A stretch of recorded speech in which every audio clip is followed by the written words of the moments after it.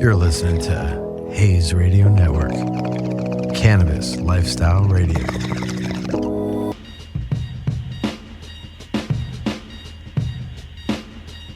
All right, and we're back with another episode of Behind the Leaf with your host Alec and your co-host Cassie. What's up, guys? Today we have our first female guest, entrepreneur Tara from Aim and Fire, a field activation and, field marketing and brand activation company. I'm going to let her take over and just say a little bit about herself and how she got into the space. Thank you so much, Cassie. My company, Aim and Fire, has been gaining some momentum in Los Angeles and California for the past 8-9 months since our inception in February. And the first event we actually staffed was the Hayes Radio Secret Cup. I met Andrew on Craigslist. He was looking for a few staff to run his dab bar and keep things running smooth. So I connected with him and offered to take that off his plate. And we've been kind of palling around and helping each other out with things ever since. But been really fortunate to get some really cool clientele in the last couple of months. So a lot of cannabis snack and beverage brands that I'm really excited to be working with. And I've worked on some larger events and festivals. So it's been, warp speed in cannabis always. So it feels like I kind of pushed the ball down the hill and it's just rolling and getting bigger and bigger and bigger. So that's awesome. Very fortunate to be supported in that way by people like Andrew and opportunities like this to let people know about what we're doing. So of course. Really appreciate the guys here at Hayes Radio are just amazing. Yeah, our first Hayes Cup was the Independence Cup, July 4th. So we were hoping to go to the Halloween one, but now they're doing the holiday one in December. So we're super excited for that. But I guess if you could talk a little bit about what it's like being a woman in this space, just because we haven't had anyone on here yet to give that kind of perspective. Very difficult, an uphill battle, and the landscape and the challenges that we face are really what inspired me to take control over my own skills and the things that I know that I have to offer, and really keep them in my control and in my power, so that the things that tend to happen to us in the cannabis industry, the silencing, the tokenizing, whatever it may be, it just is no longer a factor because I have the power to say no. I have the control to always feel like I'm able to call things as I see them. Now that I'm doing my own thing versus working for a brand internally or under people that are corrupt. I've had countless experiences just in the last year that I've been around. If you want to really share a little bit about... I mean, absolutely. I think that in a lot of cases, especially in field marketing, people are put in position to be, things like attractive, outgoing, fun to talk to. And the facts are there are still a lot of people, a lot of guys that just want something to look at. So there are still booth babe vibes at a lot of these conventions and trade shows and consumption events where people are not knowledgeable about the products. They're not properly trained. They're not even really always doing what they should be on site. They're kind of just partying. And in some cases, that's what folks are looking for when they book. So we have really tried to set ourselves apart by providing staff that is not there for those reasons. They're truly trained on the brand information. They're able to funnel leads to the correct person at the company to actually leverage those connections. They're capturing data. They're getting content that they can use, after the event. So we try to really bring a little bit more value than that and set ourselves apart in that way because there are countless companies that are kicking it a little old school for my taste. I think that we really need to set some firmer boundaries about things like that. And, I think the best way to do that is by providing contrast because we can just point our fingers as much as we want to. And, I know we all see plenty of it, but until we know what the alternative is, it's really hard to and that's put a stop to it. That's really nice to hear that. That's a refreshing take on that because as we were talking before, I go to like a lot of the business conferences and investment seminars and stuff like that. And at these expos and all that, you have these a lot of booths are run by a lot of girls, stuff like that are just there to catch your eye really and bring you in, and then you talk to them and they really don't know what the brand is or what they're talking about or whatever. But and I feel like that first, at least for me, that first initial reaction can really turns me away. And it'd be really refreshing to actually talk to somebody who actually knows what they're actually there for. Yeah, I've heard that from so many people that if they see that and they catch wind of that, they're turning in the other direction really quickly because they know that there's no business for them there. There's no you know, real, there's no there's really substance. just a trap to get Yeah, it's a trap. drawn into. Yeah. And recently, just a couple nights ago, I was at a Halloween event hosted by a brand, and there were just a few brand activations in the room. And I'm always trying to connect with the brands. If I Yeah, go to an of course. event, that's what I'm there for. Definitely. I want to get some business cards. Yeah, that's I your want to thing. put Yeah, something on the of board course. for sure. So I walked up to the booth just to see what they had going on, what the offerings were. It was a genetics company, and there was a girl sitting there, and she looked great. She looked fantastic, beautiful girl, very inviting. I started speaking with her, and she knew nothing about the company. In fact, she winked at me and said, "They're great," as if to say she had nothing else to say. That was like her tagline. Yeah. Ugh. And there was no one else on site with her. Oh no. She hadn't brought any of those materials herself. She just showed up to a fully erect booth and Wow. plopped down on her own, fully on her own. And that's not, that's not her fault. That's definitely like on Yeah. on the brand to provide better tools and training so that situations like that don't happen. Because even just myself and the party that I came with, we were all very taken aback by that, and kind of, turned on our heels because it was clear that she wasn't comfortable talking with us about the kinds of things that we And you want wanted to to be talk able about. to trust the company. And then if you're sitting there and the person has no idea what's going on, it's like, okay, well, if that's the first taste I get, do I really want to, make a connection with them? Because if they're missing the target on things like that, I'm sure there are countless other things Exactly. that are not getting buttoned up all the way. Absolutely. Oh no, yeah, it's like what else are they if they're not fully like shit. if they're not fully taking care of what they should be taking care of at like events like that, then like what else are they neglecting inside their company? Yeah, and the cool thing is if they lack the resources or the time, or if the internal team is so slammed that they can't be bothered with things like that, that's really what we exist for, is to take that pressure off and, provide them with a better way, specialized service to, swerve before they get in a situation like that. Because I'm sure we weren't the only people there that came looking for some actual information. Definitely. Yeah. I see we have the Jones sodas up here. I don't know if you want to talk a little bit about that and your company's connection to the brand. Absolutely. I brought the Jones just as a little whistle wetter for Andrew and you guys around here just to enjoy. Yeah, definitely. Thank you. I've got the mainline Jones pretty on tap now, the traditional Jones soda, because I am working with Mary Jones, which is the very nice cannabis expansion of the Jones soda brand. I didn't even know that was a thing. It's pretty new, but they just launched in MedMen this weekend. Oh, okay. Oh, very nice. So that's why my car was full to the brim with Jones soda, because we've been in multiple MedMens over the last couple days with a little cruisin' cooler, which is a motorized 3-wheeled scooter with a cooler on the back that we fill with that's Jones awesome. soda. It is very cool. The bud tenders very love cool. it. I let them zip around on it if they seem trustworthy.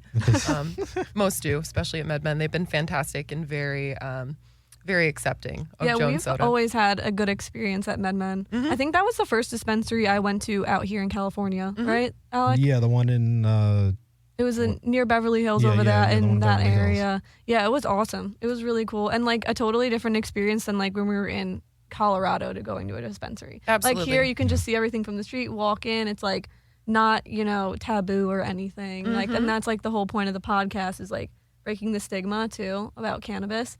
So yeah, it was a cool place. And like I'm always learning new things. So it's like nice to also hear from you, like another female, what you're doing in the space and everything.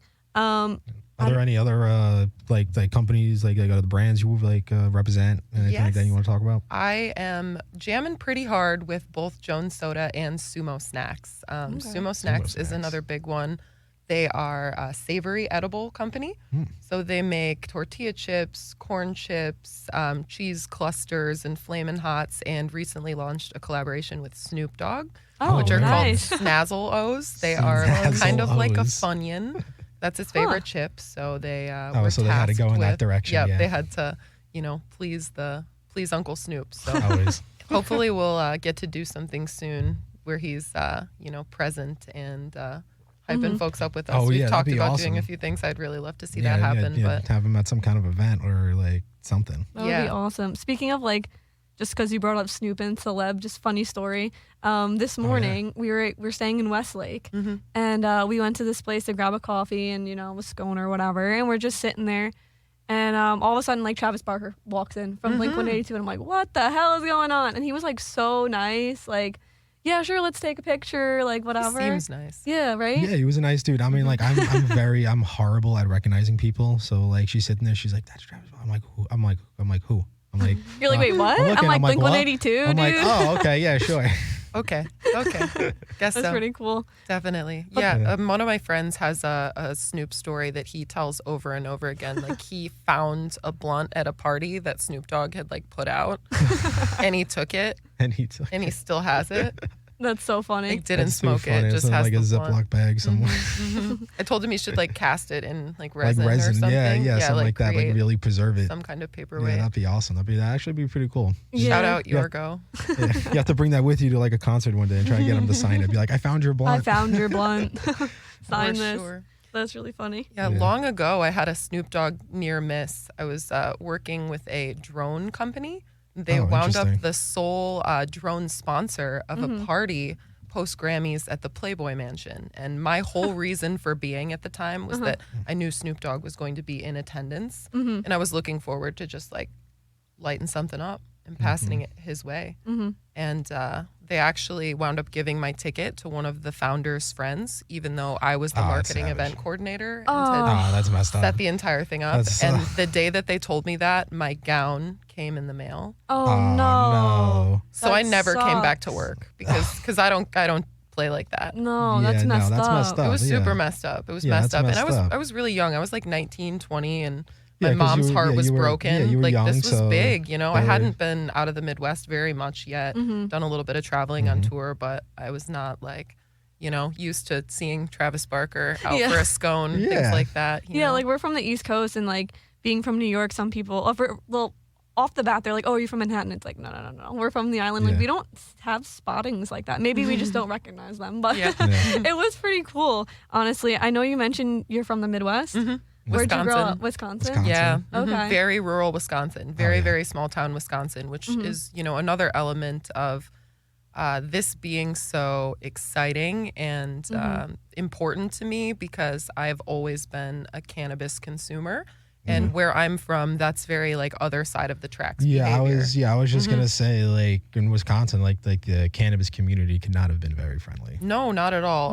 Not very friendly, very small, and Yeah. also very like othering from, the commonly accepted paths. If you're doing this, you're not doing that. Is Yeah. kind of the That's it. assumption. And I was a little bit advanced and ahead of the game, but doing weed, I was still kind of treated like I was just not doing the right stuff. And that Okay. was always really frustrating. So it's so cool to come in such a full circle where cannabis is really the thing that's going to allow me to, have something of my own that I can build and carefully craft. So I'm just super grateful. I think it's the perfect time to be alive right now. It's very fun to see when people Yeah, see that we've totally. got like infused onion rings that Snoop Dogg is, part of. Endorsing. Yeah. They're Yeah. like, what is going Mind on? blown. Yeah, Where are we? Like, how have we Yeah. how have we achieved so much? Yeah, we've noticed like the shift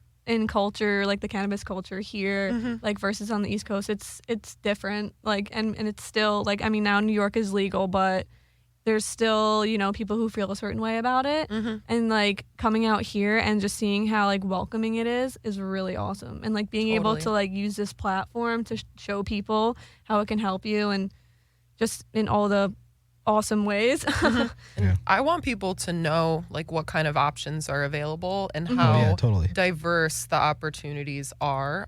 Because when I moved here, despite being a constant chronic consumer, like sun up to sundown, I didn't think that I wanted to work in cannabis because Yeah. I thought that the only options were to become a bud tender or go Yeah. Right. trim I- weeds You somewhere. literally just read my mind because I was just gonna say, like, a lot of people think it's like, oh, in the cannabis industry, all you can do is grow weed or become a bud tender and work in a dispensary, and that's not not the case at all. Not at Yeah. all. And it still shocks me that I didn't, follow that line of thought prior to getting here, because I was working in more traditional like marketing and branding for consumer packaged goods, but I didn't understand yet that cannabis is just a consumer packaged good. I didn't realize there were going to be brands emerging and creating identities for themselves and building communities around those identities. Didn't know. And then I got here and sort of fell into a role as a brand ambassador for a cannabis brand that really snowballed quickly because of that background experience, turned into a promotion. And when that blew up in my face, as so many fresh roles with, rapidly growing cannabis companies do, all of our peers are well acquainted with those fallouts at this point. I just decided to kind of take the reins and put myself in a position that couldn't happen again. Yeah. Like there's no possibility that I can find myself in a situation where, you're promised like infinite advancement potential. Oh, yeah, these totally. companies, they start in one market, they're in 8 to 9 markets a year and a half later, and there should be just like nothing but advancement for the people who, come with the skills to do the job. But so often that's just not true, because this is a really, really unique landscape with a lot of its own, beasts that are highly particular to cannabis. Right. Yeah, definitely. So, you said that you really didn't think of like working in the cannabis industry at first, even though you were a user. What made you make that switch into going, I want to work in the cannabis industry? Realizing that there is an extreme need and hole for exactly the services that I provide was so exciting, because I've never kind of been in that right place, right time spot before to take advantage of something like this. So it's just really rewarding to work with subject matter that I really enjoy, because in the past, I've been hiding in porta potties to like rip the one hitter at non-cannabis events and hoping that it doesn't go into the bathroom get and detected. blowing it towards the exhaust fan. Absolutely. And I've had close calls. I've had all sorts of, scenarios where that could have really jeopardized my livelihood. Yeah. And I don't think it should be that way. And now instead I'm at events where my clients and my colleagues are, just smoking. Oh yeah, totally. When I went smoking to and working. Yeah, it's really awesome. Like when I went to my first cannabis conference like last year, I really didn't know what to expect. And then when I'm like, I'll get there and like everybody's like just smoking outside and chilling and still doing business and stuff like that. I was like, wow, this is amazing. Like I don't understand why people like frown upon doing business. I think it's because also, I mean, I guess back in the day, some people would just automatically be like the lazy stoner thing, and they didn't realize like how productive you could be while on it. And it's just a stigma again, like going back to that. Yeah. Like I haven't been to BizCon, but I'm going next month for my first one, so it should be really cool to see. I have no idea what to expect. That'll be He's so been fun. talking about it. But we're gonna be doing a like broadcast with Blunt Brunch, so we're like getting ready for that, which should be pretty cool, and like being able to see more women in the space and talk to a bunch of companies and everything. What like events has your company, I guess, done since your inception? If you want to talk about a couple of them. Love to. And another, what you just said really reminded me of one of the coolest opportunities that I got to work on earlier this year. That was pretty strategic. I was looking for a way to meet as many people as possible, to speak with as many brands, and totally. dial as many numbers Exposure. as I could. So I came on with Green Street and Green Street Festival downtown. Very nice. Very, very good call, all in all. And I had a great time working there for a couple of months. And it was very much like you're describing, where everyone's chilling, everyone's smoking, everyone's doing what they do, but like business is still getting done. And I felt more productive there, and even more inclined, like actually less inclined, I mean, to get up and, smoke a whole joint or like hit the bong 5 times before I go to work, because I knew that I could do whatever I wanted to do when I got there. Like there was no restriction. There was no like, you got to roll up and go outside. You've got to take a walk down the block. Like you can just like pull the ashtray over and light up on your Zoom call. You could if just you like want live to. your truth and with everyone, and no one's sitting there judging you, or you're worried you have to go hide, and that's awesome. Because at a certain point, it's like you're just pretending to be somebody else That you're not. That you're just not. And Why should you have to work in an environment that's like that? And for context, for anyone not in the know, Green Street is a cannabis co-working space downtown and event space. And the purpose of my work there was on the Green Street Festival, the inaugural festival that was kind of a block party downtown between the Green Street building and the Majestic, with Juicy J headlining and a lot of great panels with Gary V and just some really cool experience. Multiple floors of the building were opened up for brand activations, and we had a whole garden outside, smoking area. It was really cool. We really transformed the space down there, and my mom and my little brother were in town during this event. So I brought them. That must have been fun. Yeah, it was really fun. My brother had a ball. My mom has never seen anything like that in her life, and it was just really cool for her to see that side of what this is, like a place of business, and you know, shake hands with all of these people. Thought about it was before, you know, bringing her there.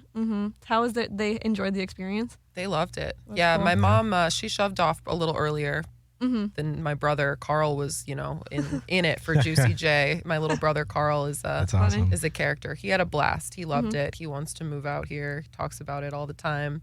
You know, it's just very restricting to live in a place with different standards. Right now we live in Wilmington, North Carolina. So it's like now we're considering moving out west, like towards Colorado or around here or something, because it's so hard to do what we want to do in a place like that.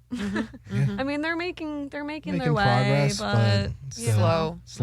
It's still considered the Bible Belt over there. Yeah. You can't have 2 drinks on the bar at once and all that stuff. So it's wild. But I'm sure you've had your fair share of like bad experiences with companies and stuff like that, especially when we've been talking about like the booth girls and stuff like that. And for anybody out there who's looking to work and represent a reputable company like yourselves, what should they look for when they're applying to work for somebody? Order of operations. You know, you got to do things in a very particular order to be successful. I spend a lot of time advocating for more detailed brand training, more assets in the field marketing kits. I see a lot of things out in the field from other brands that I wouldn't be comfortable popping up myself, that I would like put a stop on until they had more to go on. You know, I'll see people just drape a piece of fabric over, you know, a table before they have tablecloths, before they have any like handbills or signage or anything at all. And I think that you can really do more damage than good if you're out there before you're ready. Right. So Preparation. Definitely. I think people just need to look and make sure there's actually systems in place, because what we're describing, it doesn't sound too difficult. But when you get in there, there are a lot of moving pieces. Like once you have a couple of people on a team who all need a kit with these supplies, you know, ongoing, there's a lot of coordination involved. And with gig workers especially, it's a very delicate art, orchestrating other people's work that way. So it's a job that I feel very fortunate that my main clients, a lot of the people on the brand's teams have done this work before. Right. So when something weird happens, they understand exactly how that can come where to that's be coming from, and how to adapt, and what the troubleshooting is like. Because in truth, no matter what kind of a company or solution you use for this type of brand representation, it is gig work, and weird things are going to happen, because you know anything is possible, and there are so many unique individuals in this world, and you got to say everything is what I found. You have to say absolutely everything, even what you think is obvious. And some people are not willing to do that. They're not willing to articulate the obvious. And, you know, I spend a lot of time doing that, and also just making people feel empowered to work independently and really understand what they're there for, so that even when it's slow in a dispensary, they can still be making like valuable connections with people, with bud tenders, with you know, distributors, delivery people, like whoever comes in the door, whoever's in there at the time. There's always an opportunity to talk with them and find out what they think or what kind of feedback they're getting from folks who come in the door when we're not on site. Definitely. Yeah, I mean, it's all about the network, right? All about meeting people, putting yourself out there. I think that's the hardest part sometimes. It is. It's And just walking up to someone and being like, hey, what's your company? What do you do? Like in the space, and then just letting it flow from there. so just training people to do that. And I try to really also make sure that we're bringing people into these spaces that have like a real desire to be there and to grow Right. within them and find something, greater than gig work within this economy. I really want the people on our team to be identified as like viable options for the brands to grow with. And if it's a good fit on the BA team, I think that a lot of people on the brand ambassador team, I think a lot of people will wind up finding more permanent opportunities through the work that they're doing with us, which is really exciting. I would love to give people kind of a little springboard to find their right fit so they can avoid some of those, unsavory Challenges. experiences. Yeah, we're Unsavory experiences and companies and stuff like that. You want to talk about any of those unsavory like experiences, or That's up to you. Oof. I think on a general basis, I think one of the things that I have noticed as an extreme hindrance to some of these companies is nepotism hiring. It's putting people in position who don't have any relevant experience, but you have some investor capital and you want to give someone a salary that you feel they deserve. So I've really struggled in my first full-time role in cannabis. I struggled to work under people that had not done a fourth of what I've done in the field that they were put in place to direct. And that got really messy. I mean, very quickly I was working 65 hours a week, not getting paid any overtime. The whole department is like crying on the Zoom calls, and it just was not sustainable. And there's also when the leadership is the problem, there's no solution. Yeah, definitely. So as soon as I got to the point where I understood that there was like no possibility of like leveling or getting around that, I was out. And it was just about a year ago that I got on a call with the head of department for what I was doing at the time. And it was the first time we had ever spoken. And at that point, we were supposed to be speaking about a promotion because I had been pulling way too much weight, and it was very clear. Yeah. And somehow instead, it wound up with her yelling at me. Wow. Hey, yo, what the? And scapegoating a little bit, and That's crazy. picking out problems that are trickling down from the top and kind of like shrugging them off her own shoulders. And I really didn't budge. I just kind of told her the way that it was, and she hung up on me at 11:11 on 11/11 last year. And Wow. I just remember looking at the time and thinking about the date and just knowing that that was like a huge turning point in my life, that was not going to happen again. Right. And that they would be hearing from me, like I just knew that was not it. And it's been really fun to build this on my own terms and to be like welcome on my own terms. And I'm so grateful for companies that see the value and hire the right people, pay them appropriately, and just trust them to do what they're specialized to do. So that's what's so exciting about, brands like Jones giving me the reins to run with their brand, which is so awesome. authentic to who I am. And like being it's so able to DIY and like come as you are, and you don't have to try too hard if you've got the right stuff. Like if you're just cool, if you build it, they will come. Is the way I like to do things. I like that. I like that. And also a policy of mine is like you get one free.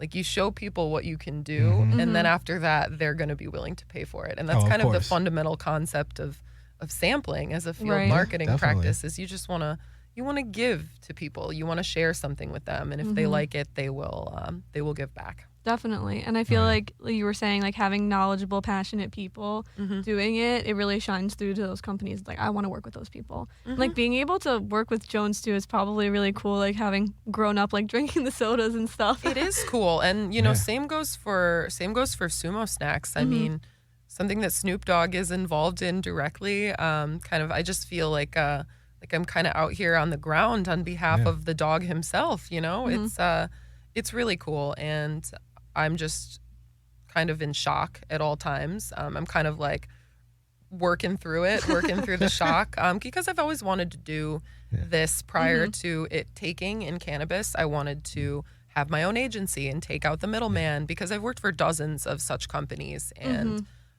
hundreds of events in 47 out of 50 states and internationally in Mexico, Canada, and the Bahamas. So I've been all over this piece. And it's just really, really exciting to finally have something that's like clicking for other people too, that other people can get behind and support. And very quickly, when you have something that's a value to people, it feels bigger than you are. And I've never had this experience before, where I've like created something that is now bigger than me, that is now, taking other people off their path and putting them onto something new. It's been really rewarding to see people. Really making a difference. Yeah, like come to these events and just have that same experience that I had, where it's like, oh, all of this is possible. You know, I could be doing this, and it's just cool to have that ability to bring people in. Yeah, that's awesome. And to be in that position, like, and then now here, it's like you're able to give back and like, okay, I was like that. What can I share with them and get them, to where they want to be? And that's really awesome. That's why we like having people on the show too, because it's like talking to people who've been in the industry for a while and like being able to hear that wisdom and like take that and do what we will with it. And having guests from like all across the map, from growers to cultivators to Hector, who is an actor, and all that.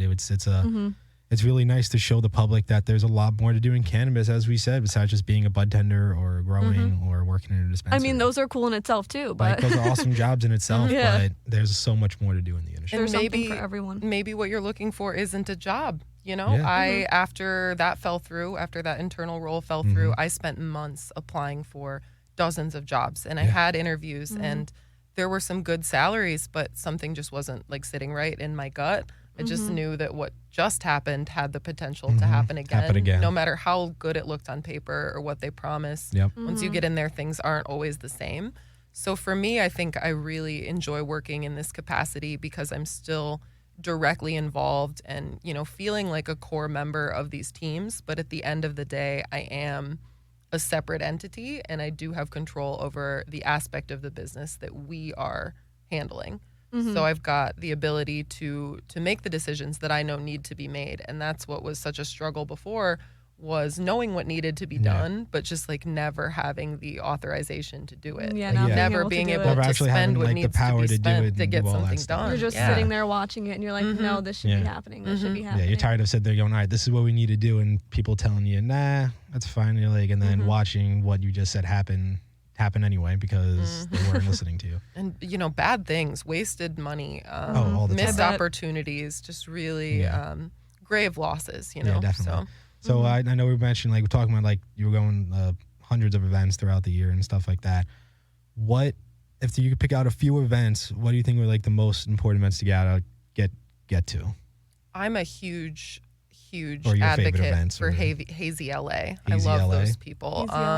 Actually, when I first got into the industry, I noticed like low standards all around. I was looking around and I was like, this is not what I'm used to. Like working for household brand names and Fortune 500 companies that have a high standard of presentation. So I noticed very quickly we weren't doing that here yet. Like we're still kicking it casual style. Infancy stages. Definitely. So I think I kind of somewhere deep knew that was like an opportunity to, bring something to the table. But I went to 710 Fest, not this year, but last year, Hazy 710 at the Wisdom. And the company I was working for had a large activation there. And it was the first time that we showed up in any type of way that was like in line with what I would expect. And other brands were also showing up to that same degree for only that event. And I remember thinking, these people are doing it right, and I would love to be a part of what's going on here. And strangely, a friend of mine from back home wound up linking me with their team. And by March of this year, they had launched a capsule collection, like a merch line of their own. They're very cool. They do a lot of graphic design and branding for other companies. So they're some stylish folks, and they dropped some really cool merch.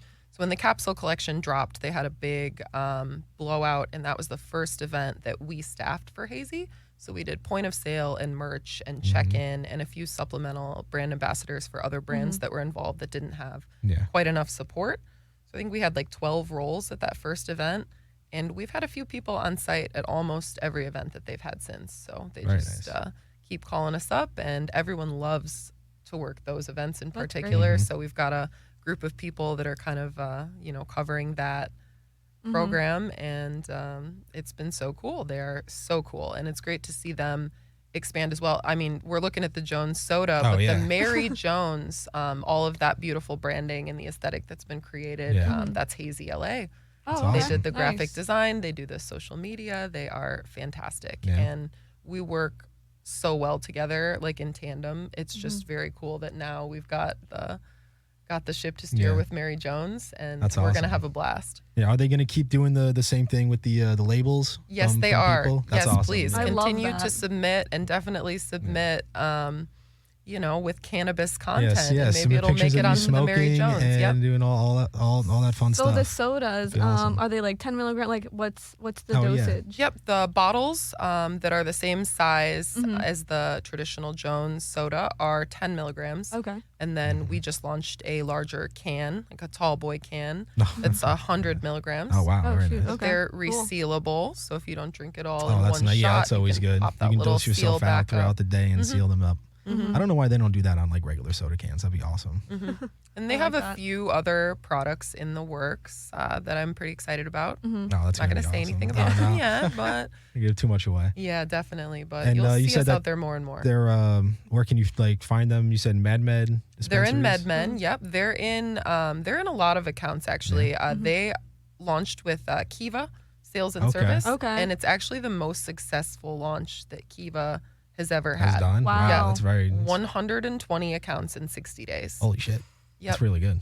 And what I've been hearing from MedMen is that this is selling quicker than any other product that they've like gotten Yeah, in that on they've a gotten. launch. Like We're gonna have to people try are it now. calling about Yeah. it. They're coming in for it. They're, diehard Jones fans. Yeah, totally. I mean, like the company launched in 96, I think, and that's the year I was born. So like I grew up my childhood just drinking Jones soda. And you all that already have stuff, people so. who like Jones, and now like you're appealing to a whole new market. Now people Yeah. who are into cannabis, they're like, oh my god, I love Jones, and now I can like medicate using Jones. What? Or people who aren't into cannabis but are Yeah. into Jones, who are like, Right. wait, I can just have a Yeah. product that's already familiar, that I'm already comfortable with, and it's just a single serving, And you'll very trust low it, yeah. It's a commitment. it's like a familiarity. Like you're familiar with the brand. You're comfortable with it. You like and You all can that trust stuff. them, and now you're like, okay, why not try this if they have that, Yeah. which is awesome. There also aren't a lot of single serve add-on products in dispensaries Oh, yeah. that people can just sort of impulse buy to try like one unit.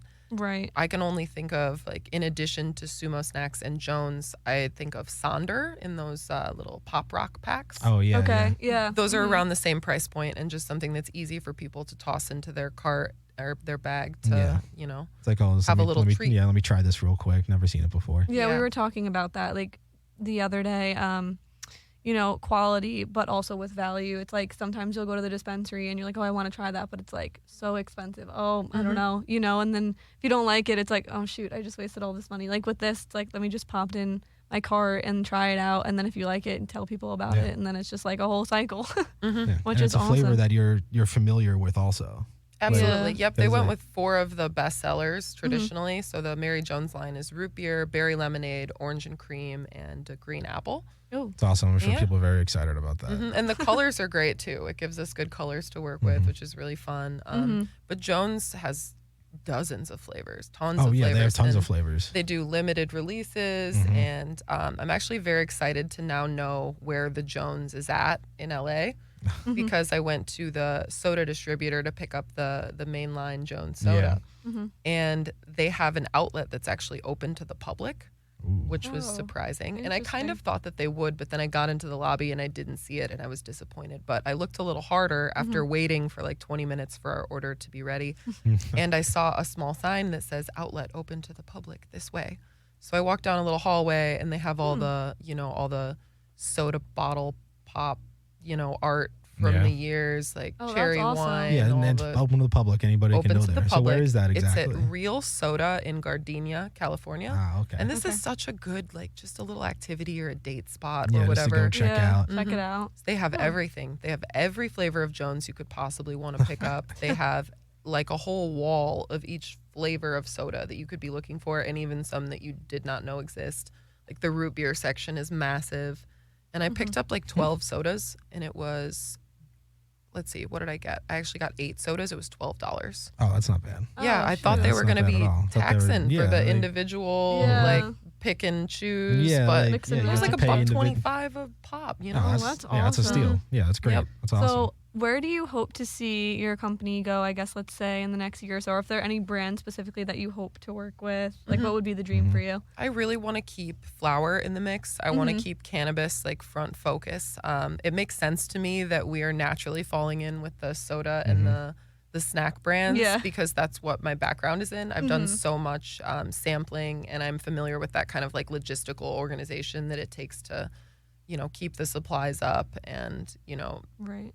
the heavy lifting Yeah. required to actually like get this amount of liquid in glass bottles around. So Yeah. that's something I've been doing for a long time. So it makes sense, but I want to keep flour in the mix. So I would love to keep some of the clients that we've had one-off bookings for in the mix. But I know that a few of these companies will wind up expanding to other markets from California. Of course. So I'm really just trying to stay a few steps ahead of it and make sure that we have the support wherever they're going to be needing it, Right. so that we can grow together. Because this is a very new business, Right. and I'm just overwhelmed by the support and the need for it.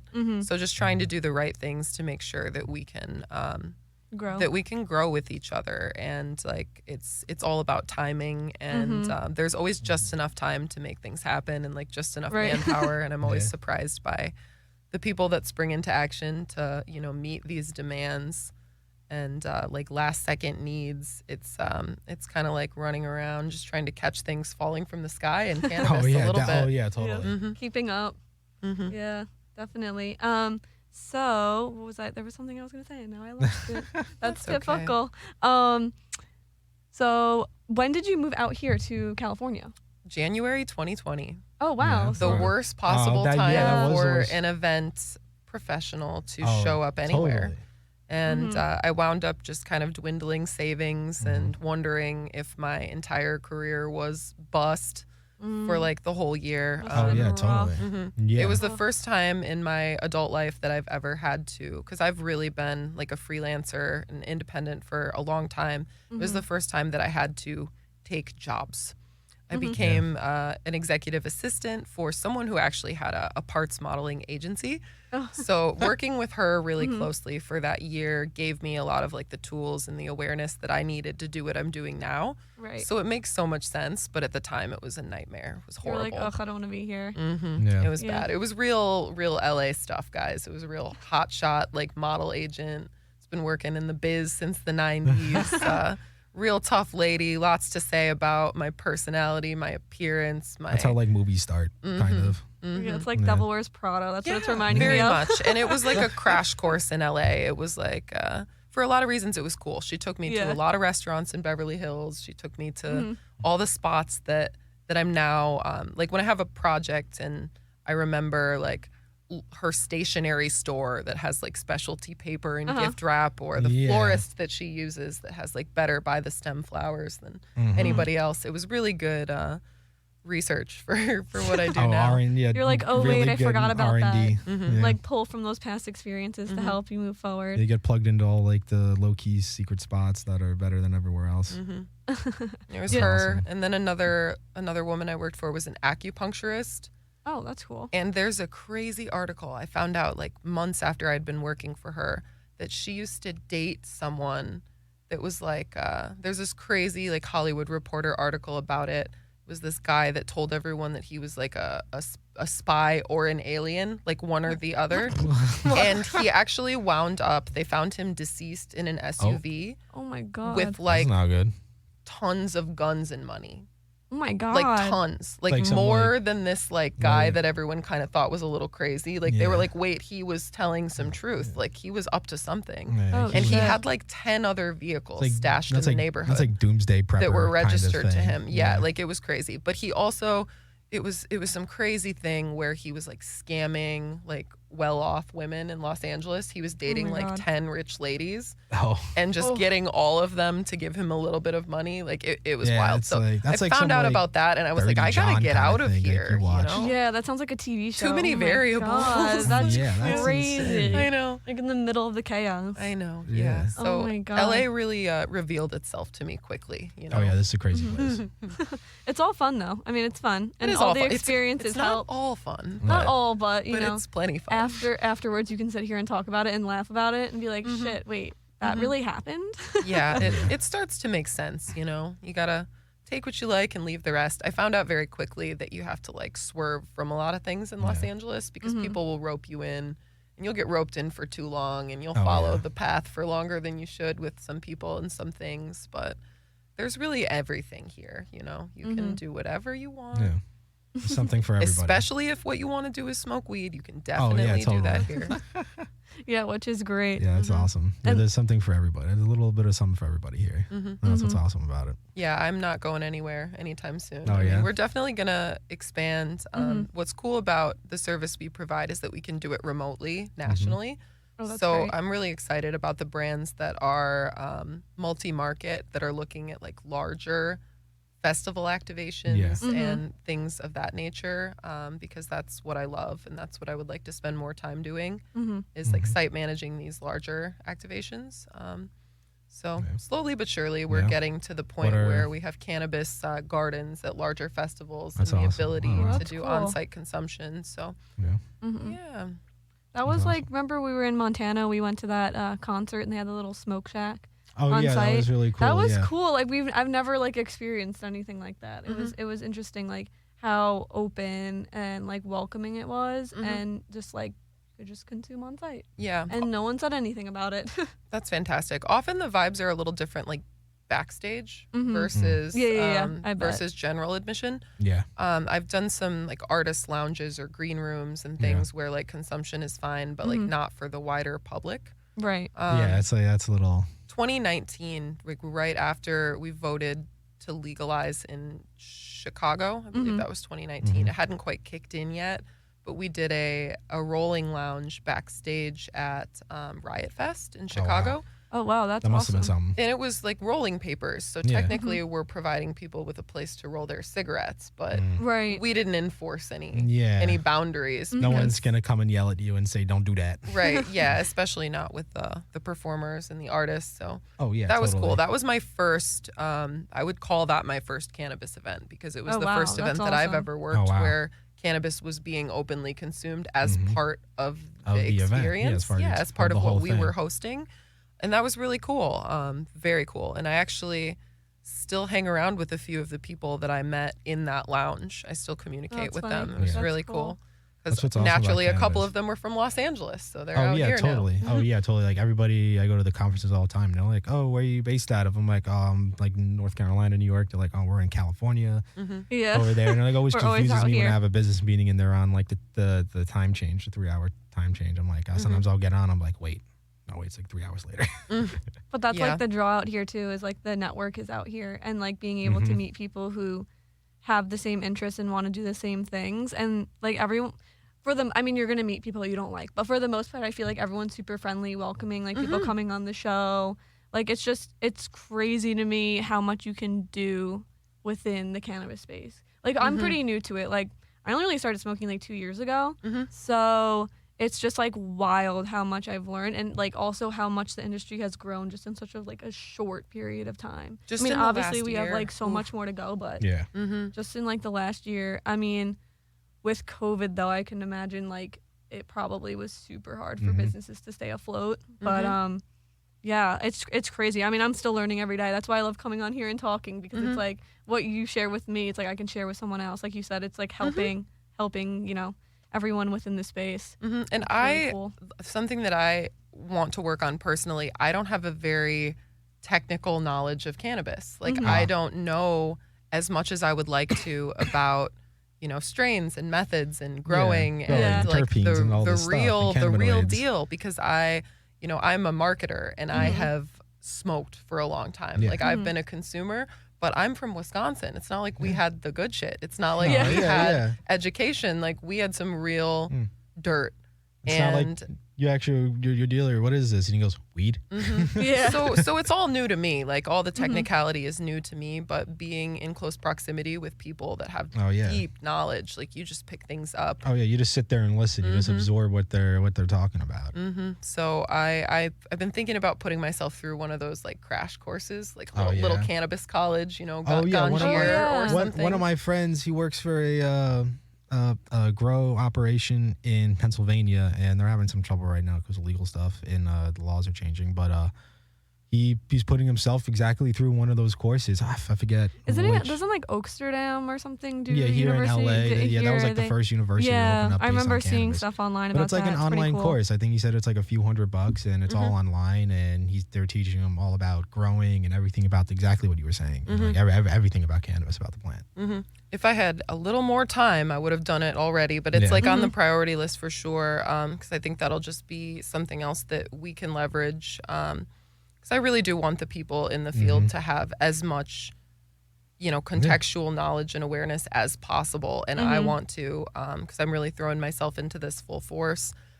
And as much as what I do, it's like sometimes it feels like it's such a surface level, like appearance based, like kind of puffy, like how do you make people feel, like just like an on-site, like a quick conversation, so we don't get into too much detail sometimes, but like when you do, like that's where the real like hooking points are, like when you can get to that level of detail with people, like that's how you really make an impact. Of course, definitely have them remember what you talked about. So I'm trying to especially in the industry, when you're talking to somebody and you can sit there and you go, wow, this person actually knows what they're talking about. They're not just like just trying to bullshit their way through or fake it till you make it or some shit like that. Like totally, it's always nice when you're talking to somebody and that initial like interaction with a company at a booth or whatever, that initial interaction could make or break if that person actually knows what they're talking about. Yeah, absolutely. definitely. That's how you build your network too. I mean, the people that you've met, just talking to them, like they're so open, and then finding your mentors, and then that being able to like propel you to the next step. Yeah, I'm definitely looking for one of those. I'm getting to a point where I really could use, because I spend a lot of time like riffing to my mom or my friends about like what's going on here and what I need to do next, and I'm really getting to a point where I need to be funneling that to someone that has done this before, who can actually help me solve those Point problems. you in the right direction and give you guidance that will actually help you instead and of you don't feel like as hinder alone through totally it. Yeah, a lot of support, but it's all at the mutual level, and not below, but like it's all here. I need to like reach up a little bit, so definitely looking for definitely one of those, and especially in like the self-employed entrepreneurial world, as you think of your short experience, like those hardships, that like that suffering, like people don't understand that is part of cannabis also, and working in the cannabis field, just like any field.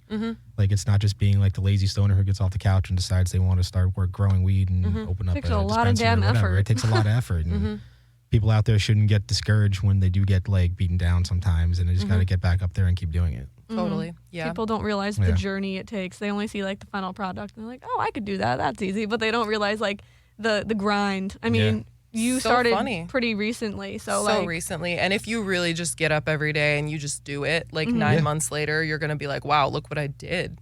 Yeah, like, it's just nuts. starting. Yeah, we were talking about like that in another episode, like being like our age range and stuff, and like people being very hesitant to like try new things and like jumping in. It's like just taking that first step. Like even doing this was like so unknown for us, like the media thing, and it's like just starting. And then now it's like how many episodes we've done, and it's like, look what we created here. Look how many people we met. Look what we're doing. It's really exciting. It's very exciting. And it's also kind of addictive. Like I don't think that I'm gonna stop doing things I haven't done before. Oh yeah, now that I'm on this kick. But you're totally right that a lot of people are like hesitant, or they want something for nothing. They don't want to put in the legwork. No. Like recently, one of the brands I work with received an application from someone that wanted to work internally in sales. So we attempted to vet her through the BA program. Right. So I drove hours to the city that she's based in to kit her up and train her. and we were going to see like how it worked, like how she picked up the brand Yeah. details, how the personality fit was. See what she's got. Yeah. And about halfway through the shift, when I showed her how to check in for her next shift alone, because I was going to train for one and then let her kind of kick it solo and see how it She went. did. Yeah, Yeah. take the reins. She went on a rant about not being a BA and like being above it and being 25 years old with 2 What? cars and being a business. I have multiple businesses and I'm not doing this. And I was kind of like, well, you This is what want you this applied job. for. You applied for a job, and this is Yeah, the way This is the job. that the person hiring for that job wants to vet you. It's like paid training. Yeah, Right. She basically. was like, I don't need the money. I don't need the money. That's not what I'm here for. And I was like, but do you want the job, babe? Yeah, like yes or no. Yeah. And she called me unprofessional Wow. and said that I'm really rude and that's why I have one client. And like none of those things are true, obviously. But Yeah. it was Yeah, all just totally. ego and fear. Yeah. And it was like looking at someone who's really not too much different from her in age and just not understanding why Yeah, in like, this what are you moment talking about? I'm the gatekeeper of the opportunity that she wants. Because to her, she's looking at me and she's like, why am I standing here with a BA? Like with another BA, because I'm Right. just like a girl with a kit, like in the dispensary, you know? Yeah. And like What did she you doesn't do that's putting you above me right now when I did all this work and went to school? I mean, like, I think college is a scam either way. But Yeah, absolutely. I mean, and like, especially nowadays, because like me and Cass talk about this all the time, is that when you go to school, all you know is school, you come out of college, and they tell you with your degree, you are expected to get this level of pay, this position at whatever company or whatever you want to apply for, and you should settle for nothing less because you put in all this money and work. That's into where the school. entitlement comes And from, though. then you get You out into the expect real world, something. and you're picking up coffee and stuff like that for these people, and they go, why am I doing this? But you have to start at the bottom of the totem pole. You got to start somewhere. It's like you can't expect to be at the top when you haven't even done any of the dirty work yet. And that's not gonna get you anywhere. I mean, looking like speaking that way to someone who a year ago was literally like a part-time BA, like Right. and then got promoted to full-time and then got messed with and resigned and started this company, you know, like that was a year ago. That's Wow. like Yeah. so little time. Yeah, it's like, look Yeah. how So it was such a moment for all of us. And we were like, wow, we really dodged a bullet here. And the brand was like, thank you for going down there. This is exactly why we sent you. You saved us so much time. Like none of us even had to speak with this horrible person. Yeah. Like ugh. you really I mean, really business found out times what money, she's so you like. save the money as well, and it's just. And I even explained to her, I said, the role that you want has to host these demos too. Yeah. Like sales host PADs. They do. Like they have to go in there and do exactly what we do. Like Yeah. represent the brand, deliver the talking points, tell people what's what. And like when it came down to it, I was like, are you willing to do that? And she's like, yeah, but like not for you. Yeah, She's like, you're not the brand. You're not the brand. I was like, yeah, but I'm just I'm representing the literal brand. So represent- I'm, yes, I am the brand. I am If I'm, actually if the you're brand. representing, you are the brand. Yeah. So that was a weird one, but very Huh. related to what you're mentioning, where like people, the entitlement is rampant, and people only they only see as far as they look, you right. know. But then And it's just hindering them from growing altogether. It's like you have to be willing to help each other out, and but also if you're applying for a job and then now you're like, I don't want it. Like what? But it wasn't. She still wanted the job. She just that just she didn't yeah. want. We were like, you have to host a couple PADs first, and And she we'll didn't see how wanna it do the goes. work? Yeah. And she was like, absolutely not. I will not be doing that. Like I am no not a trial brand period? ambassador. I don't care what you're like. Yeah. It's like. And she was like, I think you just want to get out early and you want to go back to LA because we were in San Diego. Oh, yeah, and definitely. I was like, hell yeah, I do, girl. We loaded into MedMen at 5:30 a.m. Yeah, yesterday. You're up and- early. Yeah, You're- like you don't know you're what there. we're doing I out went here. into a conference in New York, and it was just I was up at 5 o'clock in the morning to get there at 8:30. But You got any shout outs before we round we're this gonna out? wrap up soon. You got any? Shout out Mary shout-outs to Jones. Shout everybody? out Sumo Snack. Shout out my fantastic clients and all the staff that are making this possible for me. I want to keep doing right by all of them, all of these people, myself, my peers. That's awesome. Thank Thanks you so for this much. platform. Yeah. Thank you for Yeah. taking the time to chat. Thank you so much for Shout coming. out to Jones and now Mary Jones. Go get Mary yourself Jones, one. baby. Hit the MedMen this weekend. And thank you for MJ Arsenal for helping us decorate our table here with some beautiful pieces. And we'll see you next time. Thank on you. Behind the Leaf. Thank you. Thank you.